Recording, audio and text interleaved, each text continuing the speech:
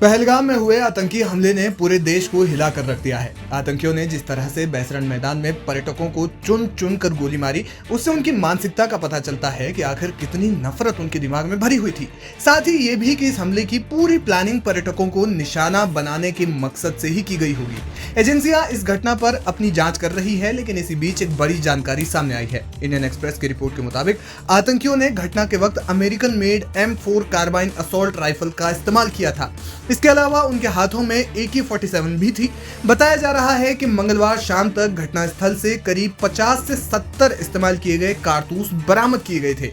सूत्रों ने Indian express को बताया, सुरक्षा एजेंसियां और पुलिस स्थानीय निवासियों से पूछताछ कर रही है। वे ये पता लगाने की कोशिश कर रहे हैं कि क्या आतंकवादियों के पास कोई हैंडलर था जिसने हमले के लिए रेकी करने में मदद की। प्रथम दृष्टया ऐसा लगता है कि आतंकवादी किश्तवाड़ से सीमा पार कर अपने स्थानीय गुर्गों की मदद से कोकरनाग के रास्ते बैसरण पहुंचे। सवाल यह है कि आतंकियों को अमेरिकन हथियार कहां से मिले? किसने दहशतगर्दों को अत्याधुनिक असॉल्ट राइफल दी? क्या इसके पीछे पाकिस्तान का हाथ है? आपको बता दें कि इस घटना में संलिप्त आतंकियों की एक तस्वीर और स्केच भी जारी किए गए हैं। तस्वीर में देखा जा सकता है कि आतंकियों ने कैमोफ्लेज कपड़े पहने थे। मीडिया रिपोर्ट्स के मुताबिक प्रत्यक्षदर्शियों ने भी बताया कि आतंकी छद्म पोशाक पहनकर आए थे। कैमोफ्लेज या छद्म पोशाक ऐसे कपड़े होते हैं जो आमतौर पर घटनास्थल के अनुरूप पहने जाते हैं, जैसे हरे, भूरे या काले रंग के, जिन्हें सुरक्षा बल इस्तेमाल करते हैं। हालांकि तस्वीर में दिख रहे इन 4 आतंकियों में से एक आतंकी की पहचान जुनैद अहमद बट के रूप में हुई है, जिसे दिसंबर में सुरक्षा बलों ने मुठभेड़ में मार गिराया था, जो लश्कर-ए-तैयबा का स्थानीय कमांडर था। इससे माना जा रहा है कि तस्वीर पुरानी है। मीडिया रिपोर्ट्स के मुताबिक हमले में शामिल 4 आतंकवादियों में से 3 के नाम आसिफ फौजी, सुलेमान शाह और अबू तलहा हैं। सूत्रों का कहना है कि आसिफ फौजी ही इस ग्रुप को लीड कर रहा था। आपको बता दें कि इस हमले की जिम्मेदारी लश्कर के प्रॉक्सी संगठन द रेजिस्टेंस फ्रंट यानी TRF ने ली है। केंद्र सरकार, सुरक्षा एजेंसियां और जांच एजेंसियां इस मामले की तह तक जाने की कोशिश कर रही हैं। पहलगाम हमले के बाद कश्मीर में बड़े पैमाने पर विरोध प्रदर्शन हुए और लोगों ने हमले का माकूल जवाब देने की मांग की। इसके अलावा देश के कई अन्य इलाकों में भी हमले के विरोध में जबरदस्त प्रदर्शन हुए हैं। बहुत दुर्भाग्यपूर्ण घटना है। हम लोग इसकी कड़ी निंदा करते हैं। आज हम लोग काली पट्टी बांधकर आज हम लोग पैदल मार्च कर रहे हैं। बताइए, देश में एक तरफ कहा जाता है कि सब चीजें बहुत मजबूत हैं, लेकिन आज दुर्भाग्य है कि लोग वो घूमने जो लोग गए हैं, आज उनको मार दिया जा रहा है। हम लोग जितने भी लोग इसमें शामिल हैं, सबका एनकाउंटर हो और तत्काल ऐसी सजा दी जाए कि उनकी 7 पुश्तें याद करे, और जो लोग इस दुर्घटना में मारे गए हैं उनके परिवार को मुआवजा मिले और ऐसी सजा दे दी जाए कि कश्मीर के अंदर दोबारा घुसकर किसी को देखने की हैसियत और औकात ना हो। और जी, पहला टेरर अटैक हुआ है। अभी तक जिस तरीके से वहां पर अटैक देखे जाते थे, दूसरे तरीके से पर्यटकों पर जिस तरीके से अटैक हुआ, उसको किस तरीके से देखें? अब बताइए, 2000 लोगों की जनसंख्या वहां पर थी और आप सोचिए वहां पे आर्मी के 1 ही 2 जवान तैनात हैं। आखिर कहां व्यवस्था? एक तरफ आप सरकार कह रही है कि हमने पूरा एकदम कर दिया, ये बहुत तगड़ी व्यवस्था कर दी, ये कर दिया, वो कर दिया, लेकिन बस वही एक लाइन याद आती है कि आपके फाइलों का रंग गुलाबी है, धरती पर कुछ और है, सब खाली है, सिर्फ आपके फाइलों का रंग गुलाबी है। कल जो दुखद घटना हुई है पहलगाम में, जो सैलानियों पर अचानक से जो आतंकवादी हमला हुआ है और नाम पूछ कर जिस तरह से हिंदुओं को चुन कर पूछ कर मारा गया है, उसका विश्व हिंदू परिषद सख्त विरोध कर रहा है। और देश भर में ही नहीं, गुजरात में, अहमदाबाद में, सब जगह इस तरह से विरोध प्रदर्शन कर रहे हैं और डिमांड कर रहे हैं कि इसका जल्द से जल्द उसी भाषा में बदला लिया जाए। जम्मू कश्मीर के पहलगाम में जिस तरह से आतंकवादियों द्वारा कायरतापूर्वक हमारे भारत के 26 बेगुनाह निर्दोष लोगों की निर्मम हत्याएं की हैं, जिससे पूरा देश आक्रोशित है। हम चाहते हैं कि इसका बदला जल्द से जल्द लिया जाए।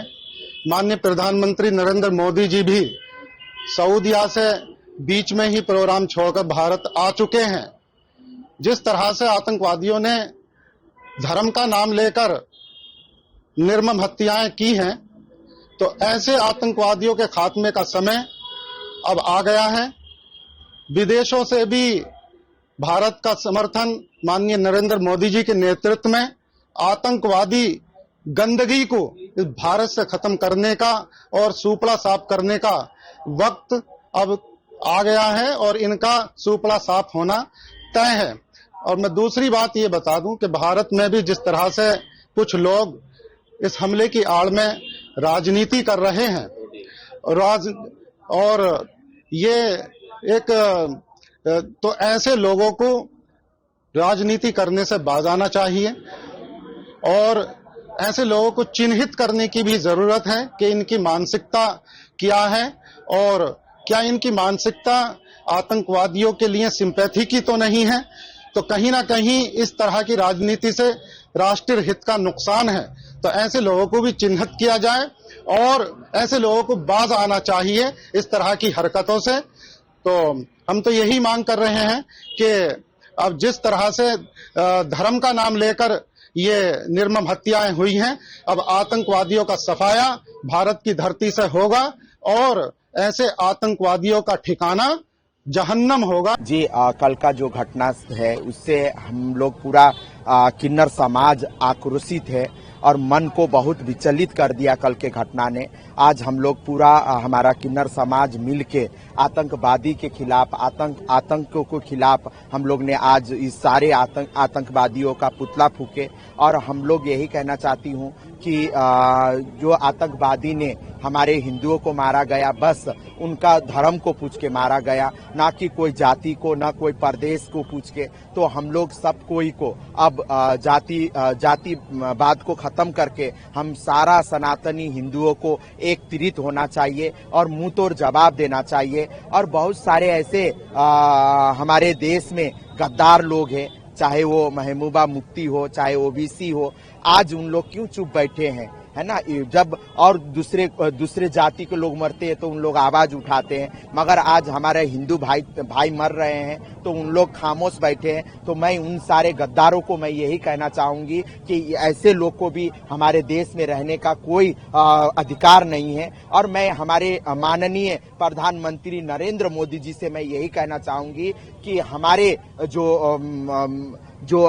जो हिंदू भाई लोग मरे गए, 27 लोग मरे हैं, 2700 नहीं 27,000 लोग आतंकवादी को मारेंगे तभी उन आत्माओं को शांति मिलेगा। और मैं ये भी कहना चाहूंगी कि देखिए उन लोग आतंकवाद को कोई धर्म नहीं है बोलते हैं, कोई इसका आतंकवादी का कोई धर्म नहीं होता है, मगर उन लोग हिंदुओं को क्यों टारगेट किया जाता है, हिंदू धर्म को ही देख के उन लोग क्यों मारा जाते हैं, तो इनका धर्म नहीं है, ये कहीं ना कहीं प्रश्न चिन्ह खड़ा करता है। तो ऐसे लोग को बिल्कुल ऐसे आतंकवादियों को फांसी में लटका देना चाहिए। और मैं यही कहूंगी कि जो आतंकवाद से मरा हुआ उन परिवार के साथ में हमारा पूरा संवेदना है, हम लोग उनके साथ में खड़े हैं। उनको यदि जरूरत पड़ेगा तो हम लोग सब कोई मिल के उनके साथ में हम लोग खड़े रहेंगे, उनके आवाज में आवाज बना के हम लोग खड़े रहेंगे। और मैं एक भी कहना चाहूंगी कि कश्मीर के लोग, हमारे कश्मीर तो हमारे देश का हिस्सा है, वो लोग हमारे यहाँ पे आते हैं कमाने के लिए, है ना। तो हम लोग उनको भाईचारा का व्यवहार करते, मगर उनके वहाँ पे इतना घटना घटती है, क्यों उन लोग आगे आके ऐसे हमारे हिंदू भाई लोग को मदद क्यों नहीं करता, ये भी प्रश्न चिन्ह खड़ा करता है। तो मैं कहूंगी कि जो भी आतंकवादी है उन सभी को फांसी के सजाए मिलना चाहिए।